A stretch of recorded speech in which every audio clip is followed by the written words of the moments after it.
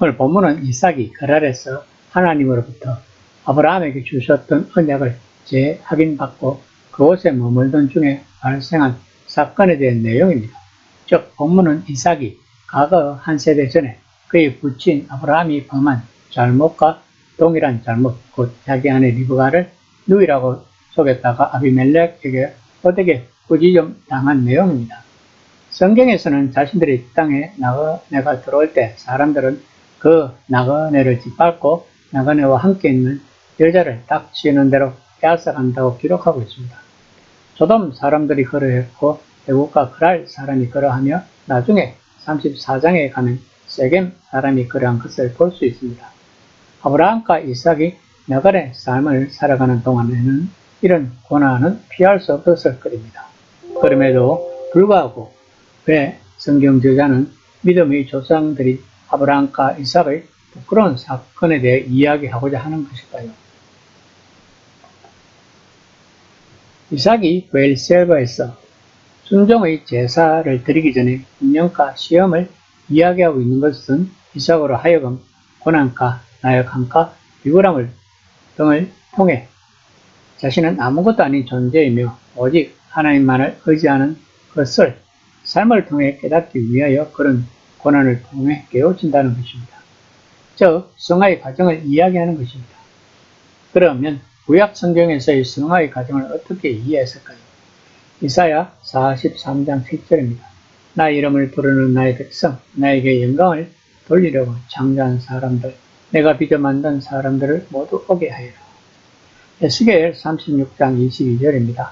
나는 너희를 위해 너희를 구원하지 않았다. 너희들이 더럽힌 나의 이름을 위해 너희를 구원했다고 구약 성경에서 말하고 있습니다. 즉 성화의 과정은 하나님의 영광을 위하여 살아가는 삶을 말하고 있는 것입니다. 그 영광의 삶을 살아가는 것이 바로 고난을 통해 훈련되어 간다고 성경 저자는 본문을 통해 암시하고자 하는 것입니다. 26장 7절입니다. 그곳 사람들이 그의 아내에 대해 물으며 그가 말하기를 그는 내 누이라 하였으니 리브가는 보기 아리따움으로 그곳 백성이 리브가를 말미암아 자기를 죽일까요? 그는 내 아내라 하기를 두려워함이었더라.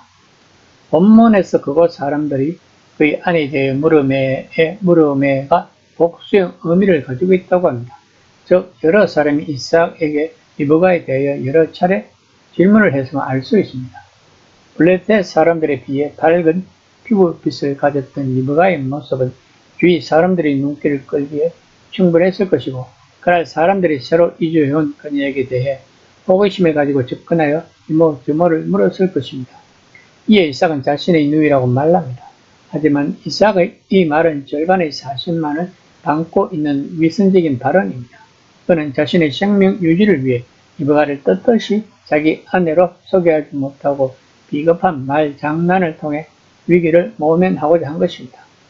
그의 오래전 아비 아브라함이 범했던 뼈아픈 실수의 전체를 그대로 밟고 있다고 성경은 말하고 있는 것입니다. 26장 8절입니다.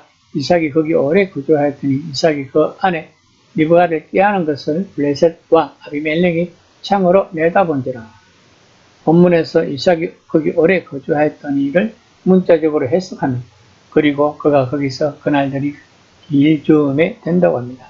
이는 가나안 땅의 기근이 꽤 오래 지속된 사실과 더불어 이삭이 블레셋 땅 그랄에서도 그대로 만족한 생활을 했음을 암시하고 있는 것입니다. 또한 본문에서 이삭이 그 아내 리브가를 꾀하는 것의 원어적 의미는 이삭과 리브가의 성적 접촉이 진행되고 있는 바로 그 현장이 목격되었음을 보여주고 있다고 합니다.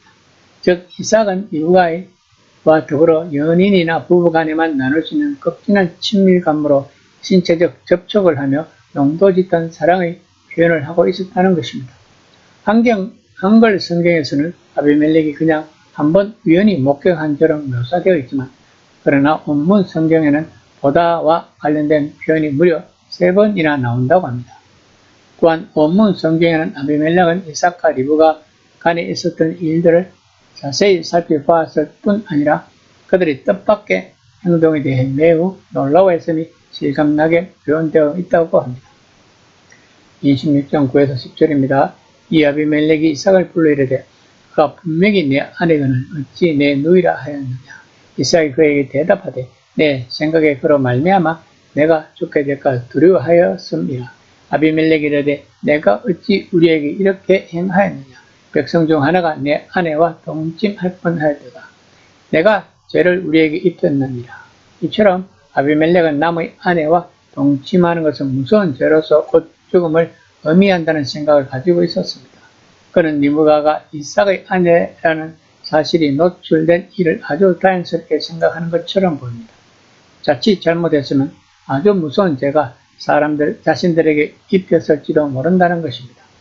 아비멜렉은 이삭의 말을 통해 그에게 그럴 사람들을 해칠 의사가 전혀 없는 것을 알고 그를 보호하는 특별 명령을 내렸습니다. 오늘 본문에서 성경 저자는 무엇을 보여주고 싶은 것일까요? 하나님께서 가나안 땅에 살게 하셨다면 이삭은 믿음으로 그 사실을 들 필요가 있었다는 것입니다. 하나님께서 그랄 땅에서 살러 가셨다면 이삭은 하나님이 자신을 굶어 죽지 않게 해주신다는 것뿐 아니라 리브가도 지켜주신다는 사실을 믿었어야 한다는 것입니다. 그러나 이삭의 신앙은 거기까지 이르지 못했다고 성경은 말하고 있습니다. 왜냐하면 그의 신앙은 아직도 완전히 그의 것으로 뿌리를 내리지 못했기 때문입니다. 그 결과 이삭은 하나님을 믿지 않는 이방인 왕에게 질책을 받는 모욕을 당하게 된 것입니다. 이사야서 43장 7절과 에스겔 36장 22절에서 강조한 하나님의 영광을 위한 삶을 이삭이 살지 못했던 것입니다.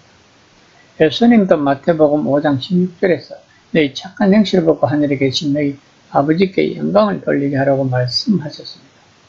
또한 성경 저자는 아무리 이방 왕인 아비멜렉이라 하더라도 하나님께서 다스리고 계신다고 암시하고 있습니다. 즉 하나님께서는 우연치 않은 일을 통해 아비멜렉에게 이삭의 정체를 알리심으로써 그를 보호하게 하셨다는 것입니다. 아브라함이 반목에서 범했고 또한 그의 아들 이삭이 범했던 잘못은 먼 옛날 아브라함과 이삭에게만 일어나는 일이 아닐 것입니다. 그러한 잘못은 오늘날 우리 생활 가운데서도 얼마든지 일어날 수 있는 일이며 또한 실제로 일어나고 있을 것입니다. 즉 우리는 아주 무심코 아브라함과 이삭이 범했던 잘못을 범할 수 있다는 것입니다.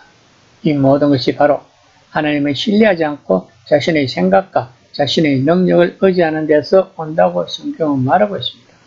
그 결과는 하나님께 영광을 돌리는 삶을 살지 못한다는 것입니다.